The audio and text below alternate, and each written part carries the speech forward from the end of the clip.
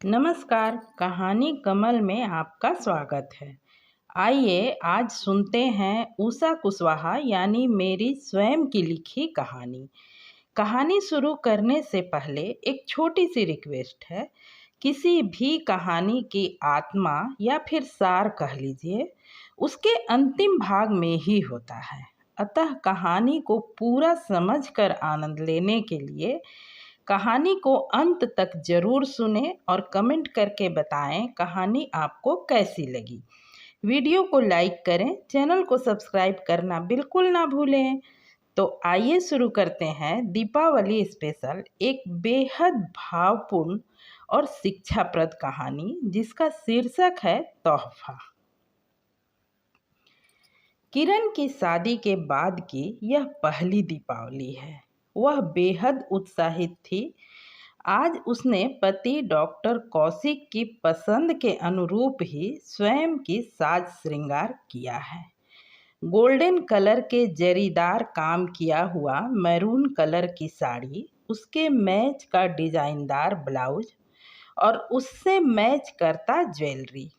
सगाई के वक्त उसने ऐसा ही श्रृंगार किया था। स्टेज पर किरण ने महसूस किया कौशिक की नज़रें उससे हट ही नहीं रही थी। सगाई संपन्न होने के तुरंत बाद उन्होंने उसके श्रृंगार और सुंदरता को लेकर एक प्यारा सा मैसेज किया था, जिसे मेहमानों की नज़रों से छिपाकर पढ़ते ही किरण का चेहरा शर्म से लाल हो आया था। साथ ही इतना प्यार करने वाले ऐसे इंसान को पति रूप में पाने की खुशी से उसका मन झूम उठा था। वह जब भी इस तरह तैयार होती है, कौशिक अनायास ही कह उठते हैं, ओ डार्लिंग, इस कलर में तुम बिल्कुल अप्सरा लगती हो। तभी तो सगाई के दिन ही मैंने तुम्हें अपने दिल के सिंहासन पर बिठा रखा है। ऐसे ही पलों को याद करती, गाती, गुनगुनाती किरण ने पूजा की सारी तैयारी कर घड़ी देखी। कौशिक के आने का समय हो चुका था। कहीं अस्पताल के माहौल में भूल ही ना गए हों कि आज दिवाली है। यह सोचकर उसने फोन लगाया। हाँ, बस निकल ही रहा हूँ, तुम पूजा की तैयारी करो, मैं आधे घंटे में घर पहुँच रहा हूँ। पर आधा घंटा क्यों? रास्ता तो 10 मिनट का है। हाँ भाई, रास्ता तो 10 मिनट का ही है, पर ये हमारी पहली दीपावली है, तुम्हारे लिए कुछ।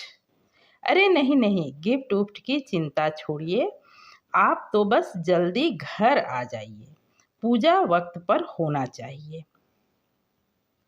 बस फोन रखकर निकल ही रहा हूँ। किरण फोन रख कौशिक का इंतजार करते हुए एक बार फिर से पूजा की तैयारी का निरीक्षण करने लगी। सुंदर चौकोर छोटे से पूजा के चौकी पर गोटेदार आसन बिछा गणेश जी और माता लक्ष्मी की छोटी छोटी मनोहर मूर्ति, पूजा चौकी के सामने सुंदर रंगोली, सलीके से सजा कर रखे हुए धूप दीप एवं प्रसाद, सभी कुछ तैयार था। बस पूजा आरंभ करना ही बाकी रह गया था। किरण ने फिर घड़ी पर नजर डाली। आधा घंटा होने को है।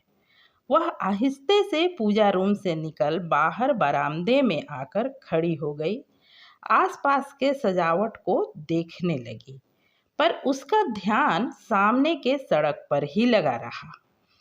अब तो आधा एक क्या 2 घंटे होने को आए, कौशिक नहीं आए। किरण खिज उठी। जाने तोहफे में चांद तारे ला रहे हैं या कोई जादुई चिराग।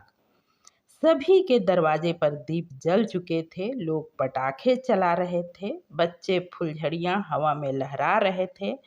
हर ओर उमंग उत्साह का वातावरण था। किरण का मन उदास हो आया। वह पिछले आधे घंटे से कौशिक को फोन करने का प्रयास कर रही है। उफ, यह नेटवर्क भी। उसने एक बार फिर कोशिश की। फोन स्विच ऑफ बता रहा था। अब किरण की उदासी क्रोध में बदल गई। वह चुपचाप जाकर कमरे में लेट गई।